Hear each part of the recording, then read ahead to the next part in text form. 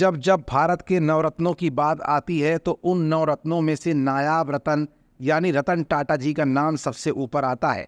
और 9 अक्टूबर की ही रात देश के इसी सबसे बड़े रतन यानी कि श्री रतन टाटा जी ने इस दुनिया को अलविदा कह दिया। 86 साल की उम्र में रतन टाटा ने देश को उन्नति की उन ऊंचाइयों तक पहुंचाया जिसका सानी शायद ही कोई बड़ा बिजनेसमैन होगा। टाटा की इतनी बड़ी सल्तनत, टाटा ग्रुप का नाम और टाटा की कार्यशैली से पूरी दुनिया वाकिफ है।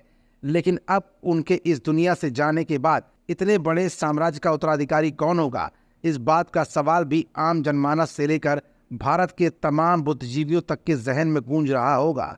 यूं तो टाटा का भले ही कोई वारिस ना हो, लेकिन टाटा में काम करने वाला एक शख्स ऐसा भी है जो टाटा जी का खास हुआ करता था। क्या वो अब इस साम्राज्य का उत्तराधिकारी बनने जा रहा है? ये कुछ ऐसे सवाल है जो देश की 1 अरब से भी ज़्यादा जनता के जहन में चल रहे होंगे। तो इस बात का जवाब भी अब आप जान ही लीजिए। दरअसल टाटा जी के देहांत के बाद इस बात के कयास भी लगाए जा रहे हैं कि उत्तराधिकारी की इस रेस में सबसे पहला नाम किसका हो सकता है। तो वो नाम है माया टाटा का। 34 साल की माया टाटा का रिश्ता रतन टाटा से क्या है और वो उत्तराधिकारी बनने की दौड़ में क्यों सबसे आगे हैं, तो अब इसका भी जवाब आप जान ही लीजिए। दरअसल माया टाटा दिवंगत उद्योगपति रतन टाटा की भतीजी हैं। 34 साल की माया रतन टाटा के सौतेले भाई नोएल टाटा और साइरस मिस्त्री की बहन आलू मिस्त्री की बेटी हैं।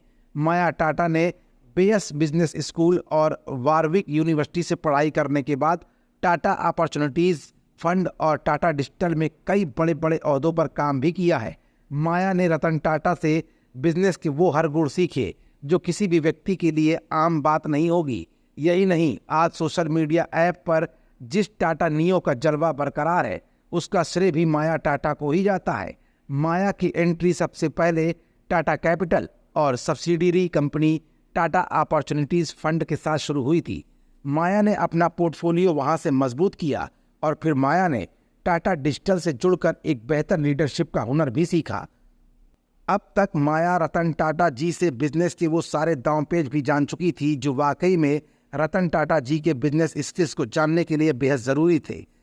ऐसे में माया टाटा को टाटा ट्रस्ट की जिम्मेदारी भी सौंपी जा सकती है। फिलहाल टाटा ग्रुप के चेयरपर्सन इस समय एन चंद्रशेखर हैं, लेकिन निधन से पहले तक टाटा ट्रस्ट के चेयरमैन रतन टाटा ही हुआ करते थे, जिन्होंने अपने जीते जी अपने सक्सेसर यानी उत्तराधिकारी की घोषणा नहीं की थी।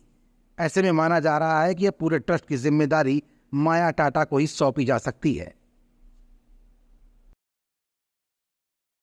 हमारा channel Indian news services INS like, share and subscribe करना ना भूलें। बेल आइकन पर बटन दबाएं और देखें लेटेस्ट खबरें INS पर। INS, हर भारतीय की आवाज।